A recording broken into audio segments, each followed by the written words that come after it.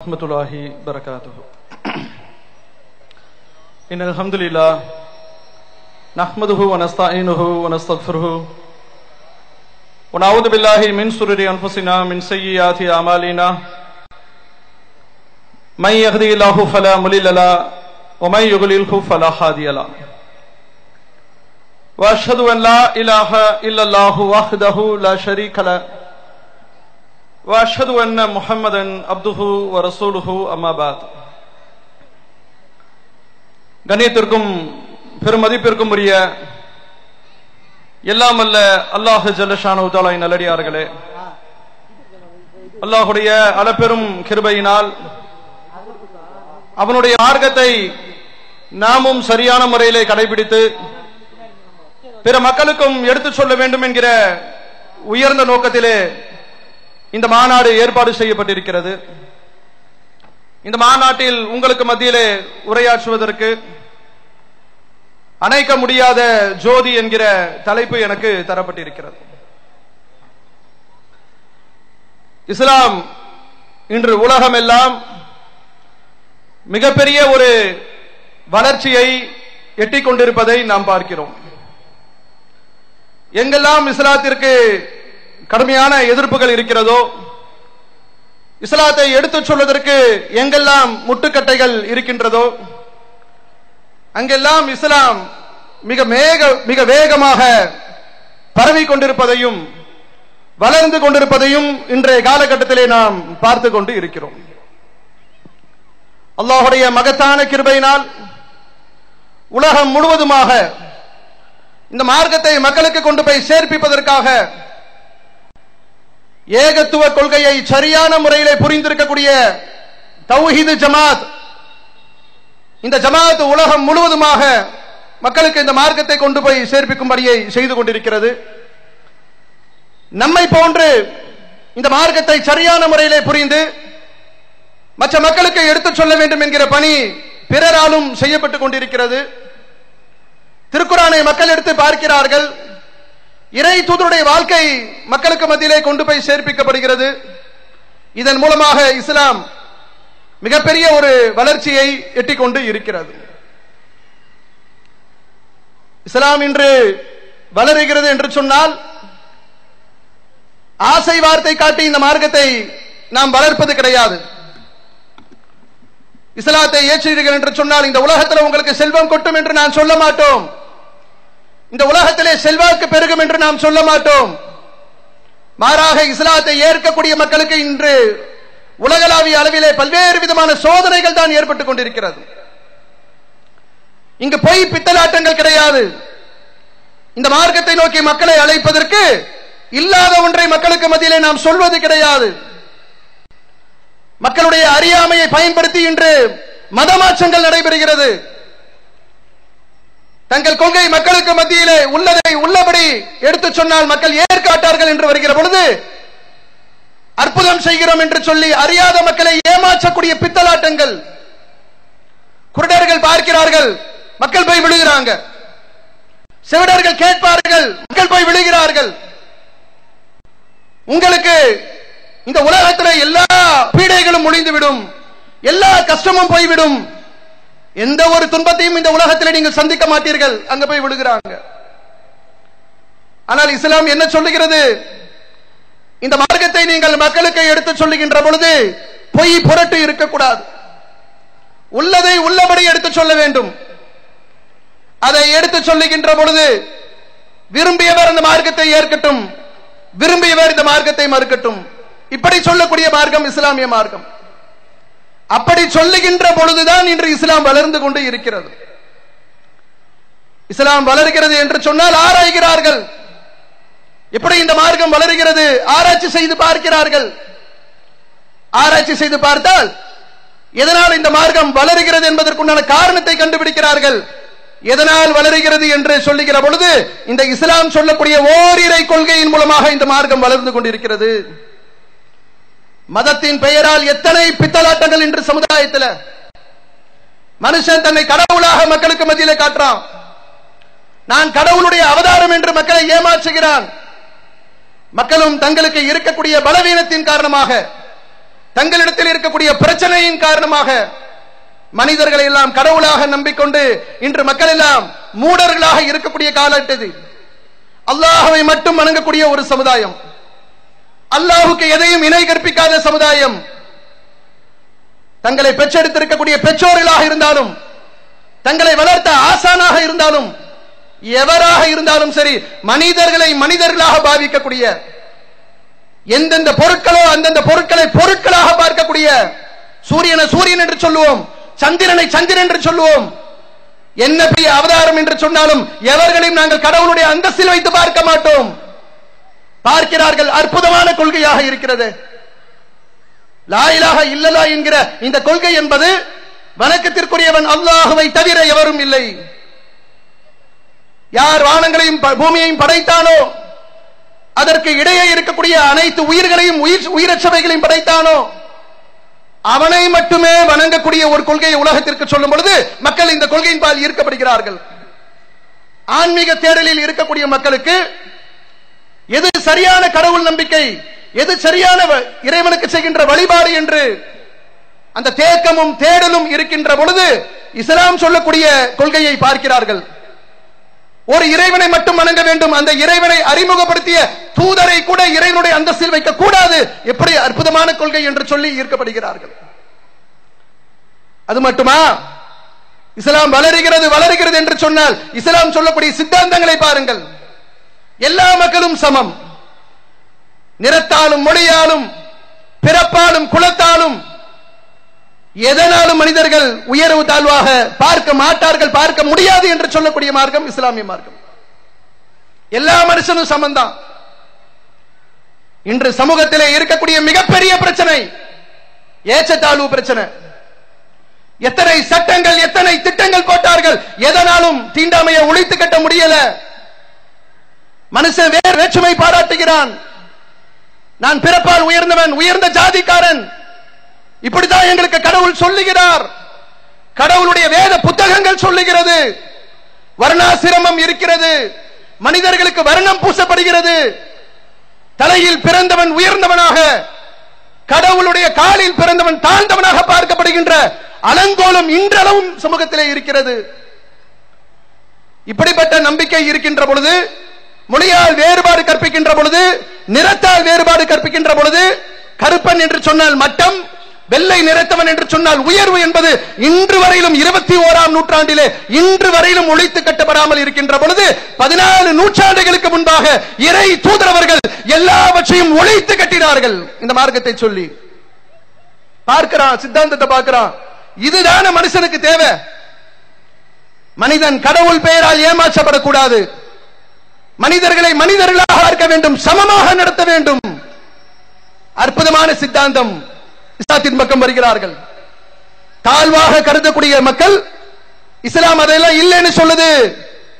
இறைவன் இப்படித்தான் சொல்லுகிறான்.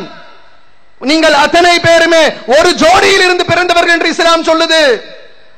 எப்படிடா வேறுபாடு வர முடியும்? நம்முடைய ஆதி தந்தையும் தாயும் ஒரு ஜோடியாக இருக்கின்ற பொழுது அந்த ஒரு ஜோடியில் இருந்து பிறந்திருக்கக்கூடிய இத்தனை மக்களுக்கு மத்தியிலே எப்படி வேறுபாடு வர முடியும் என்ற இஸ்லாமிய கொள்கையை பார்க்கின்ற ஒருவர், அவர் அடக்குமுறைக்கு ஆளாக்கப்படுகின்ற பொழுது, கொடுமைகளுக்கு ஆளாக்கப்படுகின்ற பொழுது இந்த கொள்கையை பார்க்கிறார், இஸ்லாத்தின் பக்கம் வருகிறார். வணக்க வழிபாடுகளை பார்க்கின்றார்கள். இன்று கடவுளுக்கு செய்கின்ற வணக்கம் என்கிற பெயரிலே தங்களை தாங்களே வருத்தி கொண்டு, உடலை எல்லாம் ரணப்படுத்திக் கொண்டு, ரத்தங்களை சிந்துவதுதான் கடவுளுக்கு பிடித்தமானது. சுடும் தரையிலே நிற்பதுதான் கடவுளுக்கு பிடித்தமானது. கடவுளுக்காக உடம்பெல்லாம் அழகு குத்த வேண்டும், அதுதான் கடவுளுக்கு பிடிக்கும். இதுதான் கடவுளுக்கு செய்கின்ற வணக்கம் என்கிற பொழுது, இறைவனுக்கு நீ வணக்கம் செலுத்த வேண்டும் என்று சொன்னால் உன்னை நீ தூய்மைப்படுத்திக் கொள். முதலில் இறைவனை நம்பு, பிறகு நீ தூய்மைப்படுத்திக் கொள். இறைவனுக்கு முன்பாக நீ ஒரு அடிமை என்கிற அடிப்படையில் எல்லோரும் அடிமைகள் தான் என்று அப்படி போய் சரணட. முஸ்லிமுடைய தொழுகைகளை பார்க்கிறார்கள். மக்கள் கூட்டம் கூட்டமாக இந்த மார்க்கத்தை நோக்கி வருகிறார்கள் என்று சொன்னால் இந்த மார்க்கம் என்பது எல்லா வகையிலும் ஈர்க்கக்கூடிய விதத்திலே இருக்கிறது. தொழுகைக்காக பல லட்சக்கணக்கான மக்கள் தொழுகையில் நிற்பார்கள். ஆண்டுதோறும் செய்யப்படுகின்ற ஹஜ் கிரிகைகளை பார்க்கிறார்கள், தொலைக்காட்சியில் பார்ப்பார்கள். இத்தனை லட்சம் மக்கள் குழுமுகிறார்கள். அங்கு செல்லக்கூடியவர்கள் எந்த மூடத்தனமான காரியத்திலும் ஈடுபடுவது கிடையாது. மனிதர்கள் வணங்குவதற்காக கட்டப்பட்ட முதல் ஆலயம் என்று நம்புகிறார்கள்.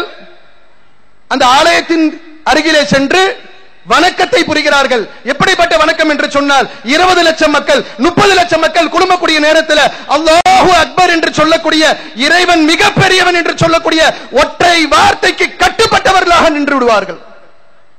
முடியலையே, கடவுளின் பெயரால் மனிதர்களை ஒருங்கிணைக்க முடியலையே, இவர்களால் எப்படி முடிகிறது? அல்லாஹ் என்று சொன்னாலே அடங்கி விடுகிறார்கள், கைகளை கட்டி விடுகிறார்கள், தரையை பார்த்து குனிந்து விடுகிறார்கள். எப்படிப்பட்ட வணக்கம்!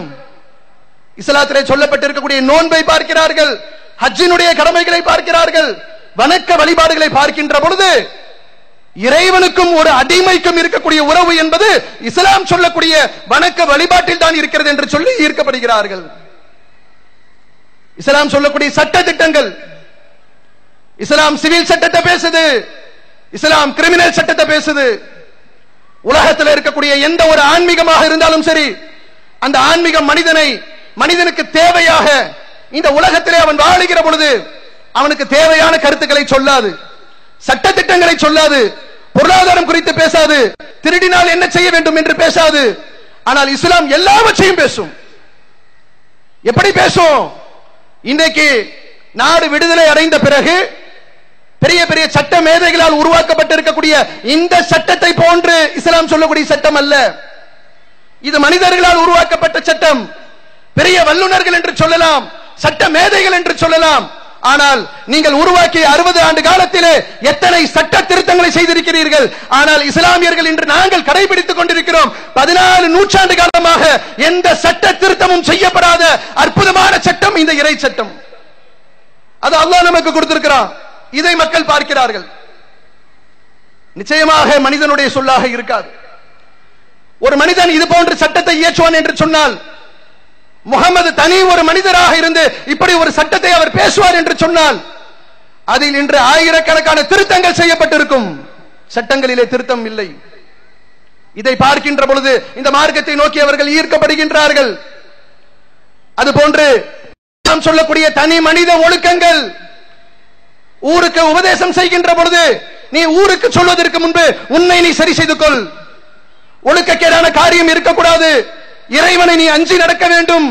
மனிதர்களுக்கு கொடுமை செய்யக்கூடாது. மனிதர்களை சரியாக நடத்த வேண்டும். மனிதர்களுக்கு எவன் தீங்களிக்கிறானோ அவன் நாளை மறுமையில் பிடிக்கப்படுவான். தனி மனித வாழ்விலே பொருளாதார விஷயமாக இருந்தாலும், தனி மனித ஒழுக்க விஷயமாக இருந்தாலும் இஸ்லாம் பண்படுத்தக்கூடிய மார்க்கமாக இருக்கிறது. இதையெல்லாம் மக்கள் பார்க்கின்ற பொழுது, தங்களுடைய வாழ்க்கையிலே இது போன்று அவர்கள் அனுபவிக்காத பொழுது, இஸ்லாம் சொல்லக்கூடிய இந்த கொள்கை கோட்பாடு, சட்ட திட்டங்கள், அது மனிதருக்கு சொல்லக்கூடிய வாழ்க்கைக்கு தேவையான போதனைகள், அறிவுரைகள், எச்சரிக்கைகள், இவைகளை பார்க்கின்ற பொழுது மக்கள் கூட்டம் கூட்டமாக இந்த மார்க்கத்தை நோக்கி நுழைந்து கொண்டிருக்கிறார்கள். இப்படி நுழையக்கூடிய காட்சிகளை பார்க்கக்கூடிய சிலருக்கு இஸ்லாத்துடைய வளர்ச்சியை அவர்களால் பொறுத்துக் கொள்ள முடியவில்லை. காழ்ப்புணர்வு மிகைக்கிறது. என்னடா, உலகளாவிய அளவிலே நாம் சர்வதேச அளவிலே மிகப்பெரிய ஒரு சமுதாயமாக இருந்து கொண்டிருக்கிறோம்.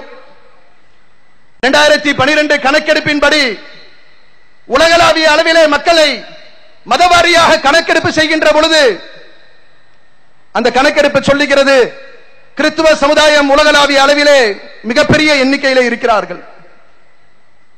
2.2 பில்லியன் மக்கள் தொகை கிறிஸ்துவர்கள் இருக்கிறார்கள். சுமார் 220 கோடி என்று சொல்லி 2012 கணக்கெடுப்பு சொல்லுகிறது. அதற்கு அடுத்த நிலையிலே இஸ்லாமிய சமுதாயம் இருக்கிறது. சுமார் 160 கோடி, 1.6 பில்லியன் என்று அந்த கணக்கெடுப்பு சொல்லுகிறது. ஆனால் இந்த கணக்கெடுப்பை நடத்தியவர்கள் சொல்லுகிறார்கள், இப்பொழுது 2012 காலகட்டத்தில் இதை நாங்கள் அறிவித்திருக்கிறோம். ஆனால் வளர்ச்சி விகிதங்களை வைத்து பார்க்கின்ற பொழுது இஸ்லாம் இன்று வளர்ந்திருக்கக்கூடிய வளர்ச்சி விகிதம் என்னவென்று சொல்லுகிறார்கள் தெரியுமா? உலகளாவிய அளவிலே இந்த ஃபாஸ்டஸ்ட் growing religion இஸ்லாம் என்று உலகளாவிய அளவிலே எடுக்கப்பட்ட கணக்கெடுப்பு சொல்லுகிறது. மத ரீதியாக எந்த மதம் மிக வேகமாக வளர்ந்து கொண்டிருக்கிறது என்று சொன்னால், எந்த மதம் எந்த மார்க்கம் இன்று உலகிலே மிகப்பெரிய அடக்குமுறைகளை சந்தித்துக் கொண்டிருக்கிறதோ, இன்று உலகளாவிய அளவிலே திட்டமிட்டு அழித்து ஒழிக்கப்படுகிறதோ, அந்த மார்க்கத்தை அந்த ஆய்வாளர்கள் சொல்லுகிறார்கள். 73% இஸ்லாம் என்பது மிகப்பெரிய அளவிலே சதவிகித அடிப்படையிலே வளர்ச்சி பெற்றுக் கொண்டிருக்கிறது. கட்டுப்படுத்துவதற்கு காழ்ப்புணர்வு கொண்டவர்கள் என்ன செய்தாலும் அதை கட்டுப்படுத்த முடியவில்லை. மேலும் அவர்கள் சொல்லுகிறார்கள், 2050 காலகட்டத்திலே உலகளாவிய அளவில் இஸ்லாமிய மார்க்கம் எல்லா மதங்களையும் விட மிகைத்து நிற்கும் இன்ஷா அல்லாஹ் என்று சொல்லுகிறார்கள். அப்படிப்பட்ட ஒரு வளர்ச்சியை நோக்கி இந்த மார்க்கம் செல்லக்கூடிய நேரத்திலே இஸ்லாத்தை இதனுடைய வளர்ச்சியை எப்படியாவது கட்டுப்படுத்த வேண்டும். எப்படி தடுக்கலாம்? அதற்கென்று சர்வதேச அளவில் மிகப்பெரிய ஒரு சூழ்ச்சி, நாம் வாழுகிற இந்த நாட்டில் நடைபெறுகிற சூழ்ச்சி ஒன்று என்றால், உலகளாவிய அளவிலே இந்த மார்க்கத்தை நசுக்குவதற்காக, இஸ்லாத்துடைய வளர்ச்சியை தடுப்பதற்காக மிகப்பெரிய அளவிலே ஒரு சூழ்ச்சி நடைபெற்றுக் கொண்டிருக்கிறது.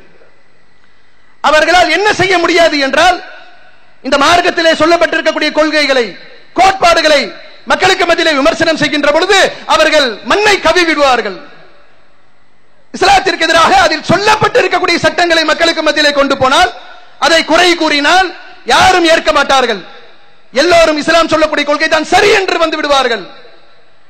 அதை தடுப்பதற்கு அவர்கள் கையில் எடுத்திருக்கக்கூடிய ஆயுதம் என்னவென்றால், இஸ்லாத்தினுடைய இந்த ஜோதியை, இந்த பிரகாசத்தை எப்படியாவது அணைக்க வேண்டும் என்பதற்காக அவர்கள் கையில் எடுத்திருக்கக்கூடிய சூழ்ச்சி, இந்த மார்க்கம் சொல்லாத ஒன்றை இந்த மார்க்கத்தின் மீது இட்டுக்கட்டி சொல்லுவது, இஸ்லாத்தை பிற மக்களுக்கு மத்தியிலே மிக மோசமாக சித்தரிப்பது. திருக்குர்ஆன் அல்லாஹ்வுடைய வேதத்தை, சாந்தியும் சமாதானத்தையும் போதிக்கக்கூடிய அந்த வேதத்தை, அந்த வேதத்தினுடைய விளக்கமாக வந்திருக்கக்கூடிய நபிகள் பெருமானார் ஸல்லல்லாஹு அலைஹி வஸல்லம் அவர்களை மக்களுக்கு மத்தியிலே கொடூரமாக சித்தரிப்பது, அதைத்தானே இன்று உலகளாவிய அளவிலே செய்து கொண்டிருக்கிறார்கள். இஸ்லாம் என்று சொன்னால் பயங்கரவாதம். இஸ்லாத்திற்கும் பயங்கரவாதத்திற்கும் எந்த சம்பந்தமும் கிடையாது. இஸ்லாம் என்று சொன்னால் மனிதநேயம். நபிகள் பெருமானார் ஸல்லல்லாஹு அலைஹி வஸல்லம் அவர்கள் இந்த மார்க்கம் என்றால் என்ன என்பது விளக்கக்கூடிய நேரத்திலே அத்தீனு அன்-நஸீஹா, மார்க்கம் என்று சொன்னால் பிறருக்கு நலம் நாடுவது என்று சொன்னார்கள், பிறரை அழிப்பது என்று சொல்லவில்லை. அந்த தூதரை உண்மையாக பின்பற்றக்கூடிய 1.5 பில்லியன் முஸ்லிம்கள் எப்படி பயங்கரவாதிகளாக இருக்க முடியும்? ஆனால் சித்தரிக்கப்படுகின்றோம். உலகளாவிய அளவிலே நடைபெறுகின்ற எந்த பயங்கரவாத சம்பவமாக இருந்தாலும் அந்த சம்பவங்களை எதோடு இணைத்து பேசுவார்கள் என்று சொன்னால் இஸ்லாத்தோடு இணைத்து பேசுவார்கள், திருக்குர்ஆனோடு தொடர்பு படுத்தி பேசுவார்கள். இஸ்லாம் சொல்லக்கூடிய, திருக்குர்ஆன் சொல்லக்கூடிய யுத்த களத்தில் கடைபிடிக்க வேண்டிய சட்டங்களை எல்லாம் ஒரு முஸ்லிம் பிற மதத்திற்கு எதிராக மத துவேஷத்தை உண்டு பண்ணுவதற்காக குர்ஆன் பேசுகிறது என்று சொல்லி குர்ஆனின் மீது அபாண்டம் சுமத்துவார்கள். இன்னைக்கு உலகம் முழுவதுமாக பயங்கரவாதத்தை ஒழிக்கப் போகிறோம் என்று சொல்லி களத்திலே இறங்கி இருக்கக்கூடிய அமெரிக்கா போன்ற வல்லரசு நாடுகள் ஏன் உலகளாவிய அளவிலே இஸ்லாமிய நாடுகளை மட்டும் குறிவைக்கிறார்கள்? அவருடைய இலக்குகளை நீங்கள் பாருங்கள். ஒன்று ஆப்கானிஸ்தானாக இருக்கும், ஒன்று பாலஸ்தீனாக இருக்கும், ஒன்று ஈராக்காக இருக்கும், ஒன்று லிபியாவாக இருக்கும், ஒன்று சிரியாவாக இருக்கும், ஒன்று ஈராக்காக இருக்கும். உலகில் எத்தனையோ நாடுகள் இருக்கின்றது, எத்தனையோ விதமான பயங்கரவாதம் இருக்கிறது. ஆனால் அவர்கள் வைக்கக்கூடிய குறி அத்தனையுமே இஸ்லாமிய நாடுகளை நோக்கி. பயங்கரவாதத்தை வேறறுக்கிறோம் என்று சொல்லி இஸ்லாம் பயங்கரவாதத்தை தூண்டுகிறது. செயல்படுகின்ற பயங்கரவாத குழுக்கள் அத்தனை பேருமே முஸ்லிம்கள் என்று சொல்லி அந்த நாட்டிலே இருக்கக்கூடிய பயங்கரவாதிகளை அழிக்கிறோம் என்கிற பெயரிலே அந்த நாட்டில் இருக்கக்கூடிய சாமானிய மக்களை கொன்று குவிக்கிறார்கள். ரமலானாக இருந்தாலும் எந்த புனித மாதங்களாக இருந்தாலும் எந்த விதமான விதிவிலக்கும் கிடையாது. குண்டு மலைகள் கொட்டிக் கொண்டிருக்கிறது. யுத்த சத்தம் என்பது இஸ்லாமிய நாடுகளில் ஓயாமல் ஒலித்துக் கொண்டிருக்கிறது. என்ன உலகத்திற்கு சொல்லுகிறார்கள்? இஸ்லாம் பயங்கரவாதம், இஸ்லாமிய நாடுகளிலே பயங்கரவாதம், வேரூன்றி இருக்கிறது. அதை நாங்கள் ஒழிப்பதற்காக வல்லரசு நாடுகள் கூட்டுப்படைகள் களத்திலே இறங்கி நாங்கள் பயங்கரவாதத்தை ஒழிக்கிறோம். இதன் மூலமாக உலகத்திற்கு அவர்கள் சொல்லக்கூடிய செய்தி, இஸ்லாம் என்பது பயங்கரவாதத்தை தூண்டுகிறது. நம்ம நாட்டிலேயும் அதைத்தானே நம்ம சந்தித்துக் கொண்டிருக்கிறோம். இந்திய தேசத்திலே முஸ்லிம்கள் எப்படி பார்க்கப்படுகிறார்கள்?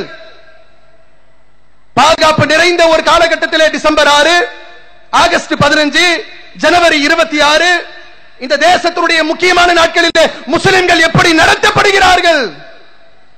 குடும்பத்தோடு காரிலே செல்ல முடியவில்லை. Railway station, bus stand, airport, எந்த இடத்துல செக்கிங் செய்வதாக இருந்தாலும், பரிசோதனை செய்வதாக இருந்தாலும் முஸ்லிம்களை ஒரு பார்வையில் தான் பரிசோதனை செய்கிறார்கள். என்ன காரணம்? முஸ்லிம்கள் பயங்கரவாதிகள். இந்தியாவில் நடந்திருக்கக்கூடிய ஏராளமான குண்டுவெடிப்பு சம்பவத்திலே நீங்கள் தான் இருக்கிறீர்கள். நாங்களா குண்டுவெடிப்பு செஞ்சோம்? நாங்களா இந்த நாட்டில் பயங்கரவாதிகளாக இருக்கிறோம்? பயங்கரவாதத்திற்கும் இந்திய தேசத்தில் இருக்கக்கூடிய முஸ்லிம்களுக்கும் முனை அளவுக்கு கூட சம்பந்தம் கிடையாது. ஆனால் இன்று நாம் பயங்கரவாதிகளாக பார்க்கப்படுகிறோமே. பயங்கரவாத சம்பவங்களை செய்யக்கூடிய சங் பரிவார கூட்டம் இந்த நாட்டினுடைய தேசிய பாதுகாப்பு சின்னமாக பார்க்கப்படுகிறது. அது மாதிரியான ஒரு சித்தரிப்பு நடைபெறுகிறது. இஸ்லாமியர்கள் குடும்பத்தோடு ஒரு வாரம் 10 நாளைக்கு வெளியூருக்கு வெளிநாட்டுக்கு பயணம் செய்துவிட்டால் அந்த வீடு பூட்டப்பட்டு பூட்டு தொங்கப்படும் என்று சொன்னால் இவர்கள் ஐஎஸ்ஐ இணைந்து விட்டார்கள் என்று சொல்லக்கூடிய அளவுக்கு நிலைமை இருக்கு. இது போன்ற ஒரு செய்திகளின் மூலமாக உலகத்திற்கு என்ன சொல்ல வருகிறார்கள் என்றால், முஸ்லிம்கள் பயங்கரவாதிகள், இந்த நாட்டிற்கு எதிராக செயல்படுவார்கள், உலகம் முழுக்க அவர்கள் தீவிரவாதத்தில் ஈடுபடுகிறார்கள். ஏன் அவர்கள் ஈடுபடுகிறார்கள் என்று கேட்டால், அவர்களின் வேதம், அந்த வேதத்தினுடைய வழிகாட்டியாக இருக்கக்கூடிய முகமது நபி அவர்களுக்கு பயங்கரவாதத்தை தூண்டுகிறார் என்று இஸ்லாத்தின் மீது ஒரு பெரிய அபாண்டத்தை, ஒரு பழியை நீண்ட நெடுகாலமாக போட்டு இந்த வளர்ச்சியை அவர்கள் தடுக்க பார்க்கிறார்கள். அடுத்து என்ன? இஸ்லாத்தை ரொம்ப கொடூரமாக காட்ட வேண்டும். அப்ப என்ன செய்யலாம்? அவர்களுடைய பார்வை மிக திட்டமிட்டு சூழ்ச்சியோடு பார்க்கக்கூடிய பார்வையில் இஸ்லாம் சொல்லக்கூடிய தண்டனை சட்டங்கள் இருக்கு. திருடுனா கையை வெட்டு, கற்பழித்தால் மரண தண்டனை, விபச்சாரம் செய்தால் மரண தண்டனை, திருமணம் ஆகாதவர்கள் விபச்சாரம் செய்தால் அவர்களுக்கு கசையடி. இப்படி சட்டங்கள் எல்லாமே குற்றங்கள் செய்கின்ற பொழுது அந்த குற்றத்தினால் பாதிக்கப்பட்டவனுடைய மனநிலையில் இருந்து படைத்தவன் சட்டங்களை இறக்கி இருக்கிறான். அல்லாஹ்வே திருக்குர்ஆன்ல சொல்லி காட்டுறான், உங்களுக்கு நாம் கொடுத்திருக்கக்கூடிய தண்டனை சட்டம் இருக்கிறது. கண்ணுக்கு கண், பல்லுக்கு பல், மூக்குக்கு மூக்கு, உயிருக்கு உயிர் என்று உங்களுக்காக நாம் அருளி இருக்கக்கூடிய இந்த சட்டம் இருக்கிறது. இதன் மூலமாக மனிதர்கள் பாதுகாப்பு பெறுவார்கள். அது உங்களிலே அதிலே உங்களுக்கு நன்மை இருக்கிறது என்று படைத்தவன் சொல்லி காட்டுகிறான். ஆனால் எப்படி சித்தரிக்கப்படும்? சட்டங்கள் உயிர்களை கொல்ல சொல்லுகிறது. யாரை கொல்ல சொல்லுது? ஒருத்தன் கொலை செஞ்சிருக்கிறான், ஒரு உயிரை அநியாயமான முறையில் உயிரை குடித்திருக்கிறான், பெண்ணினுடைய கற்போடு விளையாடி இருக்கிறான், அவன் தண்டிக்கப்பட வேண்டும் என்று சொல்லுகிற பொழுது இஸ்லாமிய சட்டத்தை மிக கொடூரமாக மக்களுக்கு மத்தியிலே சித்தரிப்பது. சவுதியிலே சட்டம் நிறைவேற்றப்படும். என்ன சட்டம்? ஒருத்தர் கொலை பண்ணிருப்பான், விபச்சாரம் பண்ணிருப்பான், குண்டு வைத்து மக்களை கொன்றிருப்பான், அப்படிப்பட்டவனுக்கு அந்த நாட்டிலே இஸ்லாமிய சட்டத்தின்படி மரண தண்டனை. தண்டனை அவர்கள் நிறைவேற்றக்கூடிய நேரத்தில் உலகம் முழுவதுமாக இருக்கக்கூடிய ஊடகங்கள் அதை ஊதி பெருசாக காட்டும். அயோக்கியர்கள், ஈவ இரக்கம் அற்றவர்கள், இப்படி அநியாயமான முறையிலே மக்கள் பார்க்கிற விதத்திலே படுகொலை செய்கிறார்கள், மரண தண்டனை கொடுக்கிறார்கள். இப்படித்தான் ஒரு சம்பவம் நடைபெற்றது. இலங்கை சேர்ந்த ஒரு பெண், அவளுக்கு மரண தண்டனை நிறைவேற்றப்பட்டது. அவள் ஒரு குழந்தையை கொன்றுவிட்டாள். சவுதியிலே அந்த தண்டனை அப்படி காட்டினோம் என்று சொன்னால் இஸ்லாத்துடைய வளர்ச்சியை தடுத்து விடலாம்.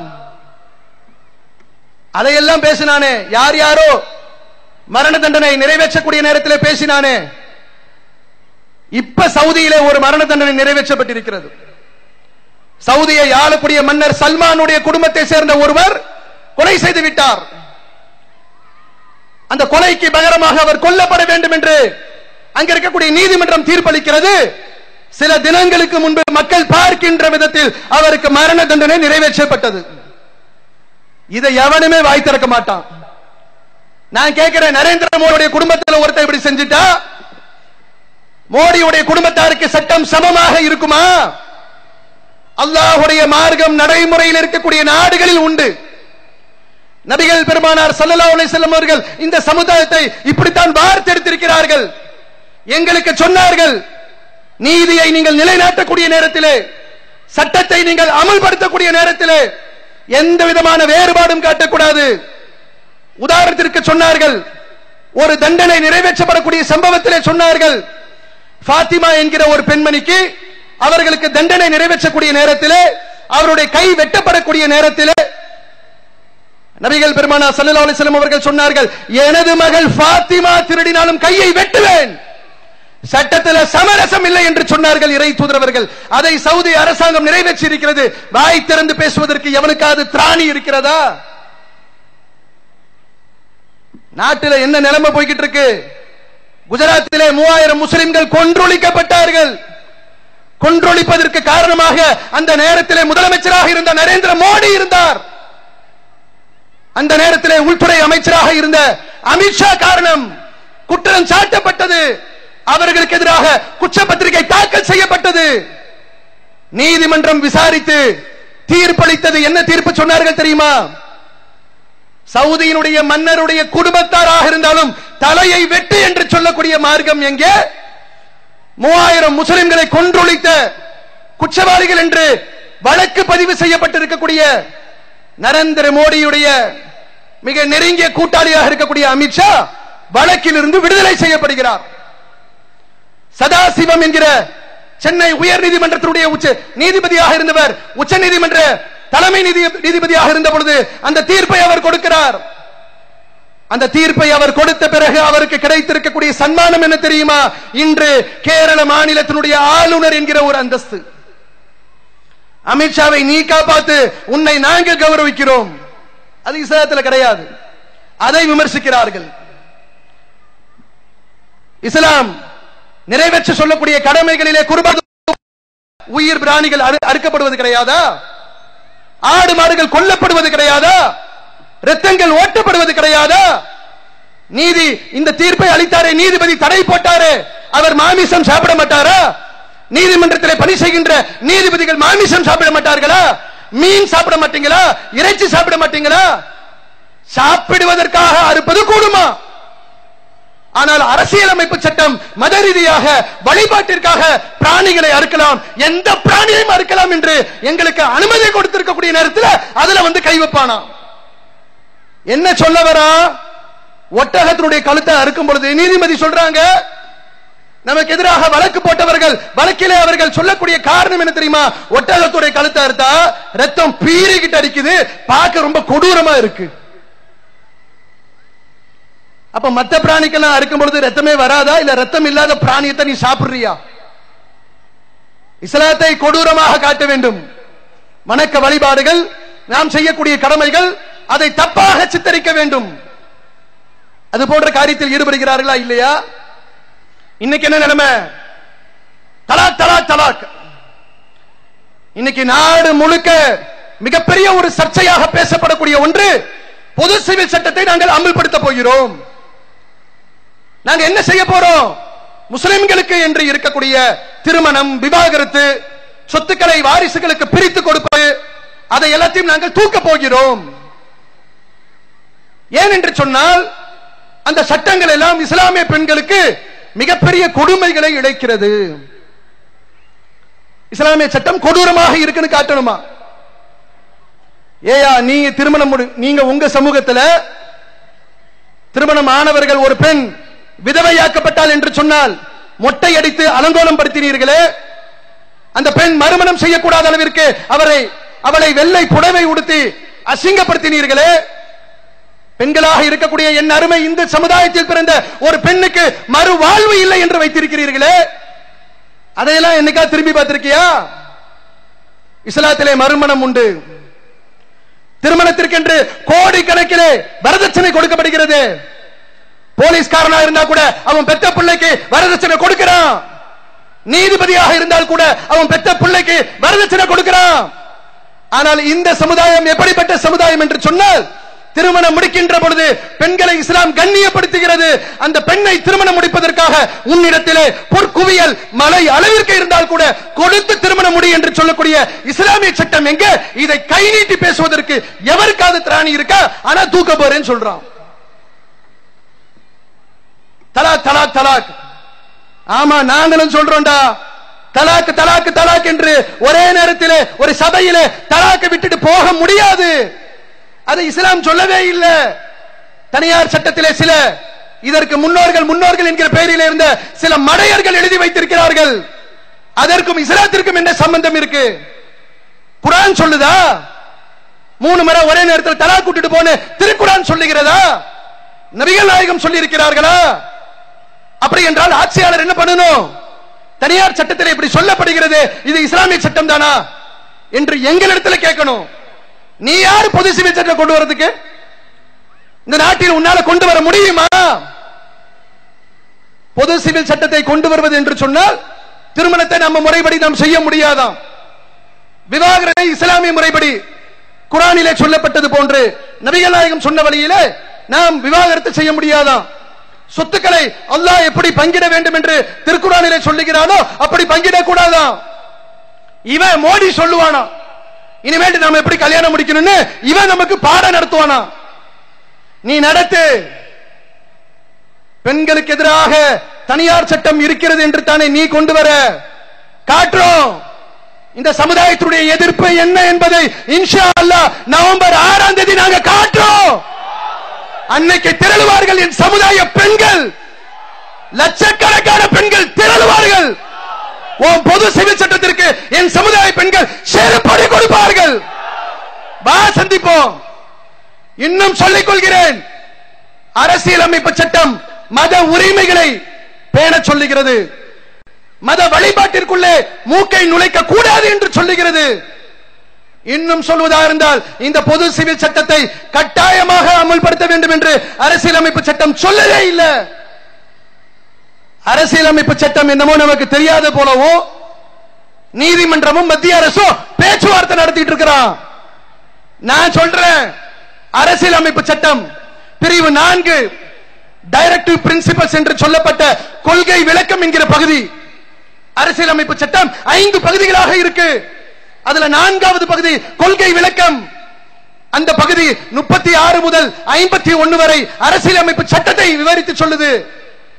அதுல தானே பொது சிவில் சட்டம் இருக்கு. அதை பத்தி சொல்லும் பொழுது அந்த அரசியலமைப்பு சட்டம் என்ன சொல்லுகிறது என்றால், நீதிமன்றம் அதிலே தலையிடக்கூடாது, நோ என்ஃபோர்ஸ்மெண்ட், அவர்கள் மீது திணிக்க கூடாது. எந்த நீதிமன்றமும், ஏன் நாளைக்கு சுப்ரீம் கோர்ட் சொல்லுவான், கீழ்கோர்ட்டு உயர் நீதிமன்றம் இதுதான் நுழையக்கூடாது, சுப்ரீம் கோர்ட் நுழையலாம் சொல்லுவான் என்பதற்காக அன்று சட்டம் இயற்றியவர்களே மிக தெளிவாக சொல்லுகிறார்கள், எந்த நீதிமன்றமும் பொது சிவில் சட்டத்தை எவர்கள் மீதும் திணிக்க கூடாது என்று சொல்லுகிற பொழுது நீ என்ன பண்ண பார்க்கிற? இஸ்லாமிய சட்டம் என்பது மக்களை கொடுமைப்படுத்துகிறது, பெண்களுக்கு எதிராக இருக்கிறது. அதனால் இஸ்லாமிய பெண்களை விடுவிப்பதற்காக, சுதந்திரப்படுத்துவதற்காக பொது சிவில் சட்டத்தை கொண்டு வருகிறோம் என்று நீ சொல்றியே. நாங்க இப்ப சொல்றோம், இந்த நாட்டிலே வாழுகிற 25 கோடி முஸ்லிம்களும் ஒருவேளை உன் கை உயர்ந்து நீ பொது சிவில் சட்டத்தை சட்டம் என்று அறிவித்தாலும் ஒரே ஒரு முஸ்லிம் கூட உன் சட்டத்தை கடைபிடிக்க மாட்டோம் இன்ஷா அல்லாஹ். எங்களை படைத்திருக்கக்கூடிய எங்கள் இறைவன் எங்கள் மீது ஒரு சட்டத்தை அருள் இருக்கக்கூடிய நேரத்தில் அந்த சட்டத்திற்கு எதிராக எவன் சட்டம் போட்டாலும் அந்த சட்டத்தை தூக்கி எறிவோம் இன்ஷா அல்லாஹ். பொது சிவில் சட்டம் பூச்சாண்டி காட்டிட்டு இருக்கான். நீங்கள் பார்க்க வேண்டும், இதன் மூலமாக அவர்கள் சித்தரிக்க நினைப்பது என்னவென்றால், இஸ்லாத்தினுடைய வளர்ச்சியை தடுப்பதற்காக இஸ்லாமிய சிவில் சட்டம், திருமண சட்டம், விவாகரத்து சட்டம் மிக கொடுமையாக இருக்கிறது. அதான் நோக்கம். அப்ப எல்லா வகையிலும் நம் நாடாக இருந்தாலும் அயல் நாடுகளாக இருந்தாலும் இஸ்லாத்தை பற்றி அதனுடைய உண்மை தன்மைக்கு எதிராக இஸ்லாத்தின் மீது பயங்கரவாத பழியை சுமத்துவது, சட்டங்களை மிக கொடூரமாக காட்டுவது, முஸ்லிம்களை பயங்கரவாதிகளாக சித்தரிப்பது, இவ்வாறு செய்து எப்படியாவது இந்த மார்க்கத்துடைய வளர்ச்சியை தடுத்து விடலாம் என்று சொல்லி மிக திட்டமிட்டு சூழ்ச்சிகரமாக அவர்கள் காய் நகர்த்தி கொண்டிருக்கிறார்கள்.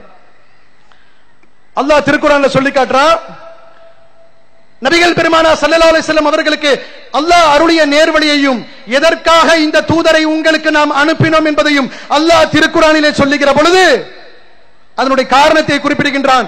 இந்த மார்க்கத்தை நாம் மேலோங்க செய்வதற்காக இந்த தூதரை நாம் தேர்வு செய்தது, அவர் மூலமாக திருக்குர்ஆனை கொடுத்தது, அவர் மூலமாக உலகம் அழியும் நாள் வரையிலே இந்த சத்திய மார்க்கத்தை நிலைத்திருக்க செய்திருப்பது, இந்த மார்க்கத்தை நாம் மேலோங்க செய்வதற்காக என்று திருக்குர்ஆன் பறைசாற்றுகிறது. ஹுவல்லதி அர்ஸல ரசூலஹு பில் ஹுதா வ தீனில் ஹக் லியுலிஹிரஹு அலத்தீனி குல்லிஹி வலவ் கரிஹல் முஷ்ரிகூன். இணை கற்பிக்கக்கூடிய மக்கள் வெறுத்த போதும் ஏனைய மார்க்கங்களை விட மேலோங்க செய்வதற்காக நேர்வழியுடனும் உண்மை மார்க்கத்துடனும் அவனே தனது தூதரை அனுப்பினான் என்று அல்லாஹ் திருக்குர்ஆனிலே பறைசாற்றுகிறான். அல்லாஹ் அதை அப்படியே உண்மைப்படுத்தி காட்டுகிறான். அல்லாஹ் ரப்பல் ஆலமீன் அவன் சொன்ன வார்த்தையை அப்படியே மெய்ப்பித்து காட்டுகிறான். இன்று அவர்கள் எவ்வளவு வெறுத்தாலும் சரி, இந்த மார்க்கம் என்பது வளர்ந்து கொண்டே செல்கிறது. இந்த நேரத்திலே நம்முடைய பொறுப்பு என்ன? நாம் முஸ்லிம்களாக இருக்கிறோம், அல்லாஹ்வுடைய மார்க்கத்தை ஏற்றவர்களாக இருக்கிறோம். நாம் இந்த மார்க்கத்திற்காக போராடக்கூடிய, அறவழியில் போராடக்கூடிய ஒரு போராளியாக நாம் இருக்க வேண்டும். தான் உண்டு தன் வேலை உண்டு என்று ஒரு சிந்தனை முஸ்லிமுக்கு வரக்கூடாது.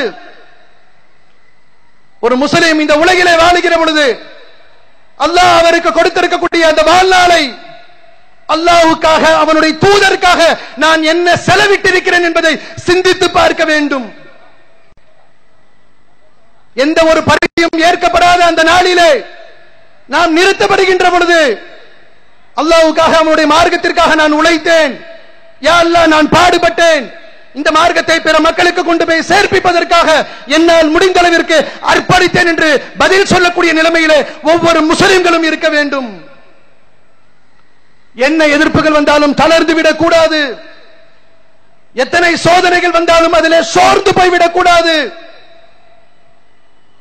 அல்லாஹ் திருக்குர்ஆன்ல சொல்லி காட்டுறான், நபிகள் நாயகம் ஸல்லல்லாஹு அலைஹி வஸல்லம் அவருடைய காலத்திலே அவர்களுக்கு நெருக்கடி ஏற்படுகின்ற பொழுது மக்கள் எல்லாம் இறை தூதருக்கு எதிராக நபிகள் பெருமானார் ஸல்லல்லாஹு அலைஹி வஸல்லம் அவரோடு தோழமை கொண்டிருந்த சத்திய சஹாபாக்களுக்கு எதிராக மிகப்பெரிய அளவிலே அணி திரண்ட பொழுது நயவஞ்சகர்கள் வந்து இறை தூதரிடமும் நம்பிக்கை கொண்டிருந்த சஹாபாக்களிடமும் சொன்னார்கள்.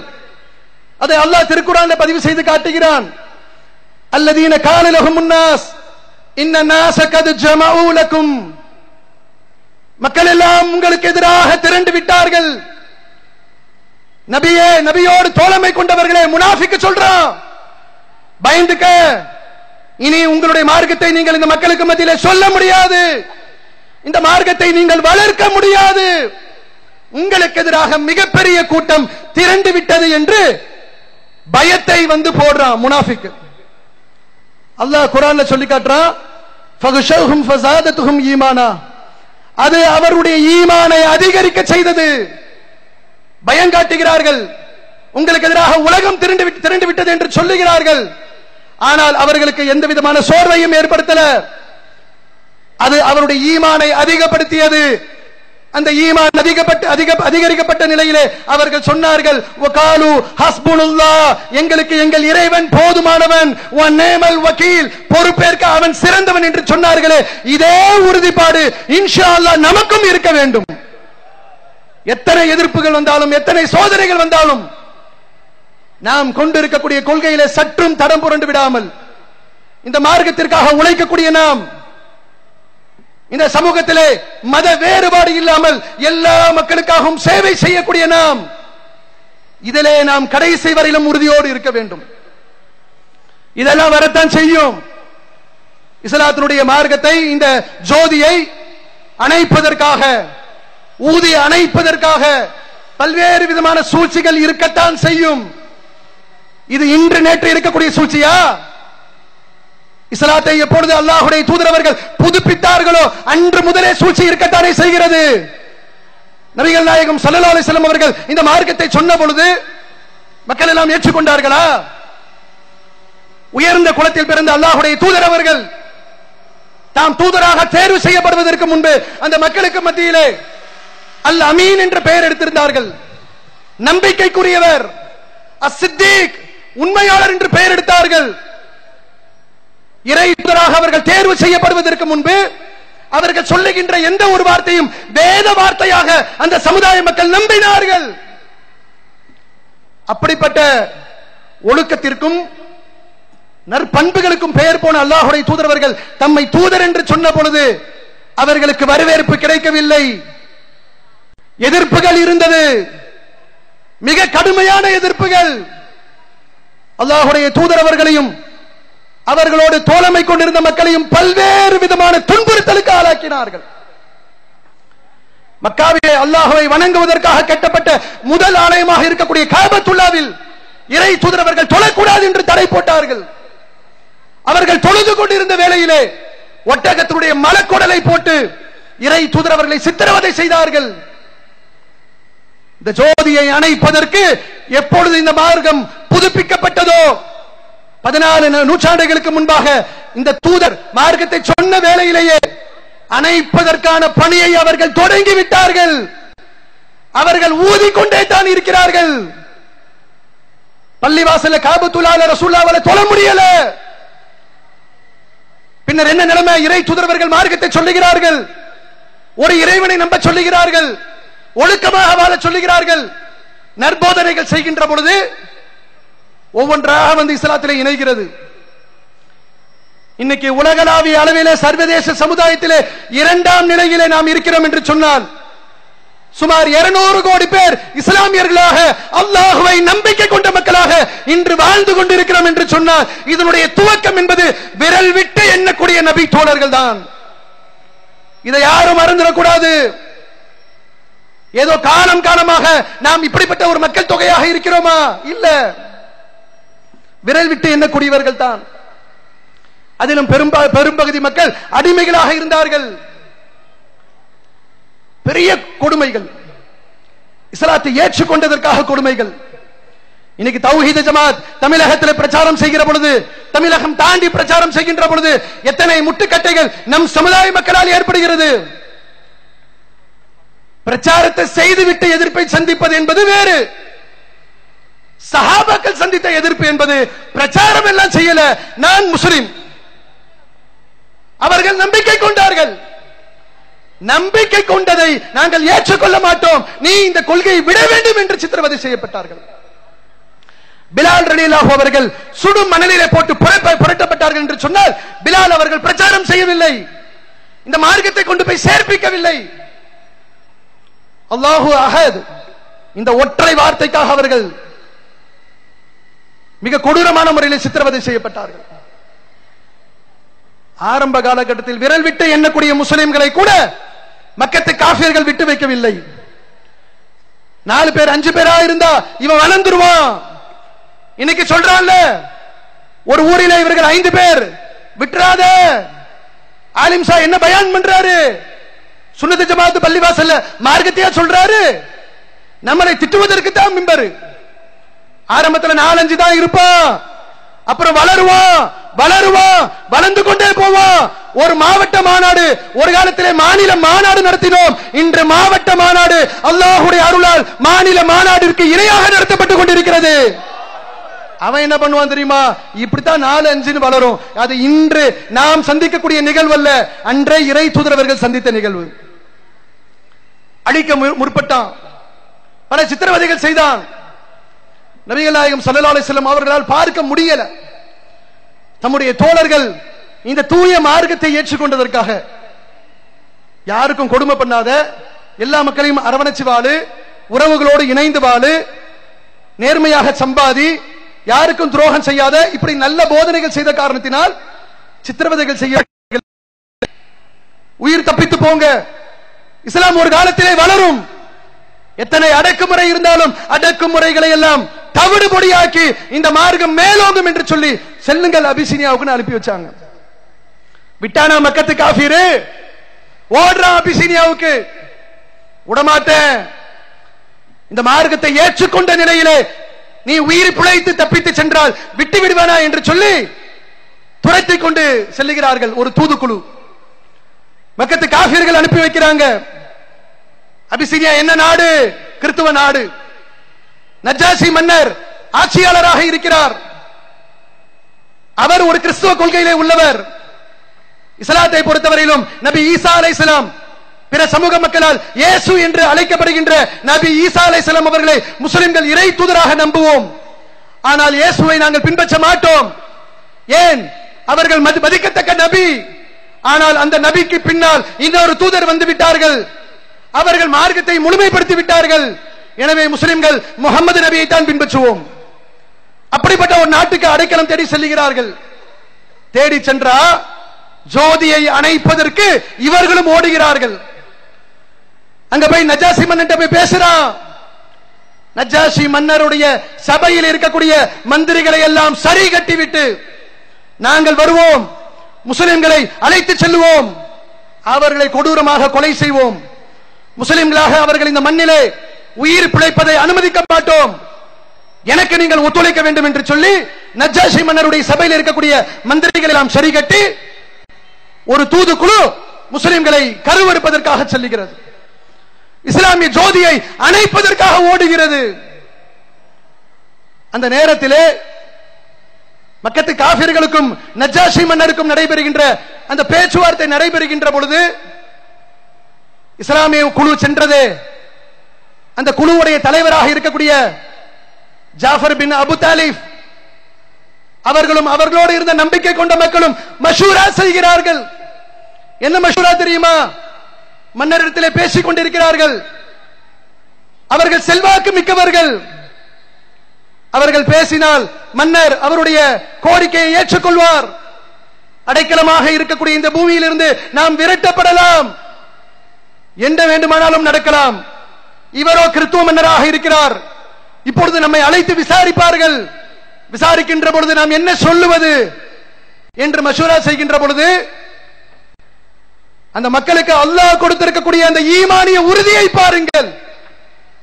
தட்டி கேட்பதற்கென்று படை திரண்டு வருவதற்கு ஆட்கள் இல்லை. ஒரு முஸ்லிம் கொல்லப்பட்டால் ஏன் என்று கேட்பதற்கு நாதி இல்லாத காலகட்டம். இன்னைக்கு அப்படி இல்லை. தௌஹீது ஜமாத்துக்காரனை அடக்குமுறை செய்தால் ஒடுக்கி விடலாம் என்று எண்ணுகிறார்கள். ஒரே ஒரு தௌஹீத்வாதி மேல கை வைத்தாலும் இன்று இத்தனை லட்சம் மக்கள் இருக்கிறோம். ஆனால் அன்னைக்கு அவர்கள் உயிர் பிழைத்து சென்றார்களே, அன்று கேட்பதற்கு யார் இல்லை. அல்லாஹ்வுடைய தூதர் அவர்களால் படை திரட்டி வர முடியாது.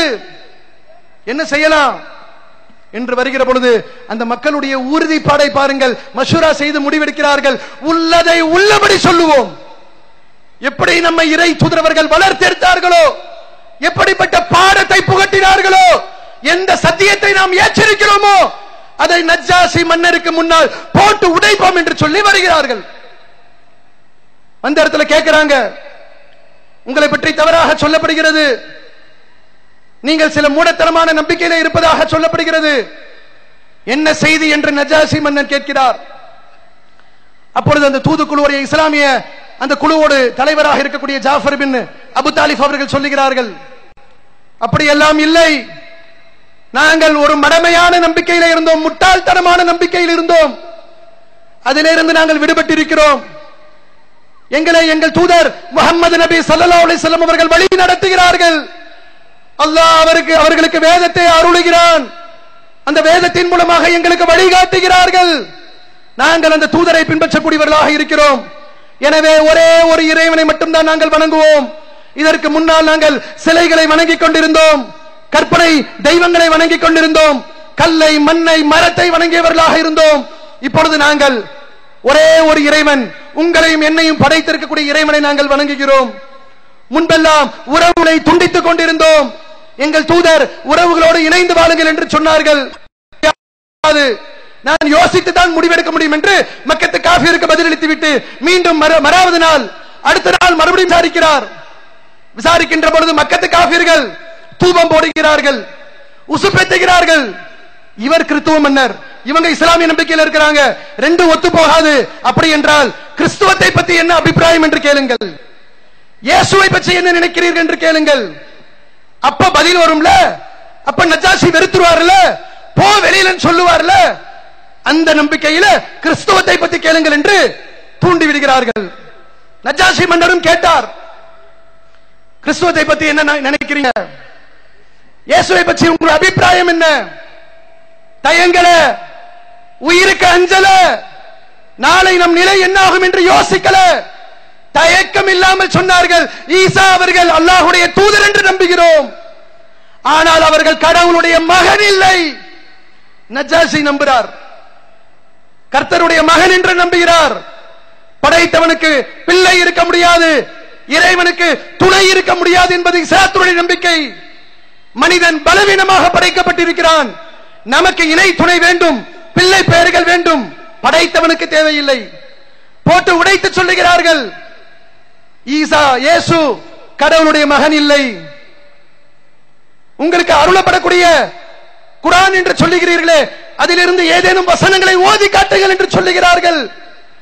இறை தூதர் மூலமாக கல்வி பெற்றிருந்த அந்த சத்திய சஹாபாக்கள் மரியம் அலைஹிஸ்ஸலாம் அத்தியாயத்தை ஓதுகிறார்கள். 19வது அத்தியாயம் மரியம் அலைஹிஸ்ஸலாம் நஜ்ஜாஷி மன்னருக்கு முன்பாக ஓதி காட்டுகின்ற பொழுது திருக்குர்ஆனுடைய ஆயத்து, அந்த வசனத்தில் இருக்கக்கூடிய ஈர்ப்பு நஜ்ஜாஷி மன்னருடைய உள்ளத்திலே ஒரு ரசாயன மாற்றத்தை ஏற்படுத்துகிறது. அந்த ஆயத்தை கேட்ட பொழுது அவர் திடுக்கிடுகின்றார். பிறகு சொல்லுகிறார், மக்கத்து காபிர்களை பார்த்து சொல்லுகிறார், ஒரு காலத்திலும் இஸ்லாமியர்களை வெளியேற்ற மாட்டேன். முஸ்லிம்களை பார்த்து சொல்லுகிறார், அல்லாஹ்வுடைய மகத்தான உதவிகளை பாருங்கள், நீங்கள் இங்கே இருக்கலாம், உங்கள் கொள்கைப்படி இருக்கலாம், உங்கள் விருப்பம் போல வணக்க வழிபாடுகளை செலுத்தலாம் என்று சொல்லி நஜ்ஜாஷி மன்னர் முஸ்லிம்களை அரவணைத்துக் கொண்ட வரலாறை பார்க்கிறோம். யாரும் இல்லாமல் அல்லாஹ் மட்டுமே துணையாக இருந்த பொழுது இந்த ஜோதியை அணைப்பதற்காக அவர்கள் எடுத்த முயற்சி என்ன விளைவை ஏற்படுத்தியது என்று சொன்னால், பிற்காலத்திலே நஜ்ஜாஷி மன்னர் ஈமானோடு மரணித்து போனார். நபிகள் நாயகம் ஸல்லல்லாஹு அலைஹி வஸல்லம் அவர்கள் சொன்னார்கள், உங்களுடைய தோழருக்காக, உங்களுடைய சகோதரர் நஜ்ஜாஷி இருக்கிறாரே, அவர் மரணித்து விட்டார், இஸ்லாத்தை ஏற்ற நிலையிலே மரணித்திருக்கிறார், அவருக்காக காயிப் ஜனாசா இல்லாமலேயே பிரார்த்தனை செய்யப்பட்ட வரலாறை பார்க்கிறோம். அன்பார்ந்த என் அருமை சமுதாய மக்களே, இந்த ஜோதியை அணைப்பதற்கு எல்லா வகையிலும் முயற்சி பண்ணுவாங்க. எத்தனை யுத்த களங்களை இறை தூதரவர்கள் சந்தித்தார்கள். பத்ர் களம் தொடங்கி இறை தூதர் வாழ்ந்த காலத்திலேயே சற்றேற குறைய 19 யுத்த களங்களை இறை தூதரவர்களே சந்தித்திருக்கிறார்கள். அழிக்க வேண்டும் என்று சொல்லி படை திரண்டு வந்தார்கள், அழிக்க முடியல. அல்லாஹ் இந்த மக்களுக்கு கொடுத்திருக்கக்கூடிய ஈமானிய உறுதி இருக்கிறது.